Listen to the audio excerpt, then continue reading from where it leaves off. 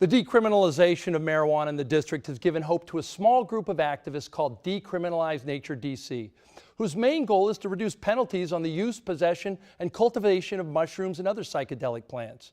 They're beginning their campaign by proposing a ballot initiative that would make pursuing and prosecuting residents for having psilocybin-heavy plants and fungi, quote, the lowest law enforcement priority for the District of Columbia.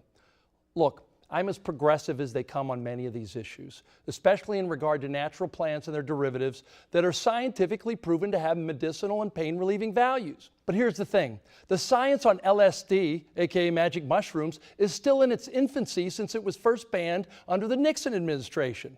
Researchers at Johns Hopkins have helped many people with psilocybin, using a guide to take patients through their hallucinogenic journeys that often lead to less angst about their affliction. They have also reported some patients experiencing terrifying episodes, something back in the day they used to call a bad acid trip. I speak from experience because the use of LSD helped splinter my own family in the late 1960s. Like any drug, it's not for everyone, and its origins are not always from pharmaceutical laboratories. And let's be honest, not everyone has the income or insurance to ensure they have a trained guide when they take the drug. I'm not saying it should never happen.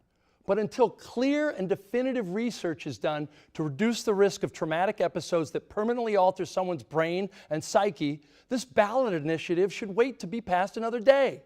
I know that doesn't make the group who met at an Adams Morgan pizzeria called What Else? The Mellow Mushroom last Wednesday happy. But it's the right thing to do until we know more.